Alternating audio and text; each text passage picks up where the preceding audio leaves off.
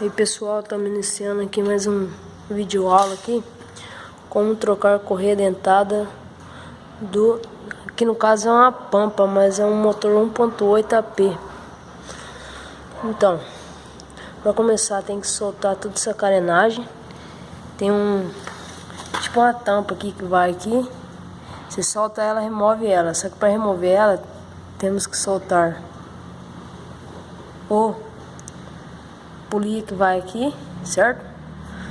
E a polia da bomba d'água. Tirou esses dois, remove a tampa com os parafusinhos 10, que vai um aqui, certo? Vai um aqui embaixo e dois aqui em cima, um allen aqui e um allen aqui embaixo, certo? Removendo essa tampa, você vai apoiar o carro no ponto, no caso, vai rodando aqui e ver até na hora que um pontinho chega aqui, ó, rente aqui, certo? Você vai olhar no aqui, ó, na onde que vê o ponto, vai ter que estar TO, OT, então no OT lá certinho, então quer dizer que o carro tá no ponto. Mas pra você não se perder, no caso meu, eu fiz uma marquinha aqui, ó. Fiz uma marquinha aqui pra deixar no ponto aqui. Fiz uma aqui embaixo. E aqui na polia de cima já tem. O que eu fiz? Soltei o esticador. Soltando o esticador, você já remove a correia, velho.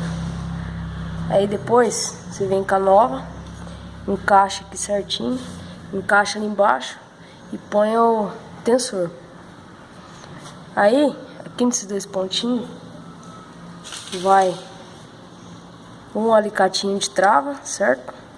Você encaixa o alicatinho de trava e vai com uma 15 aqui. Soltou aqui, você estica aqui pra cima e vai vendo. A correia não pode estar nem muito esticada, nem muito bamba. Tem que estar razoável.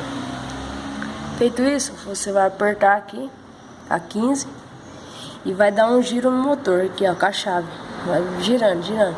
Aí não é que dá um giro completo, tem que estar no ponto aqui embaixo, aqui no meio e aqui em cima e lá onde que eu mostrei pra vocês. Entendeu? Aí estando no ponto, aí é só montar a carenagem, as latas que vai aqui, põe a polia aqui de baixo, polia da bomba d'água, põe a correia da bomba d'água, do alternador no caso, esticar ela certinho. Chegou ainda? Oi? Chegou? Não. Chegou não? Não. Desculpa aí pessoal, é que chegou um cliente. Aí, feito tudo isso, aí é só dar uma partida e tá trocada a correia, certo?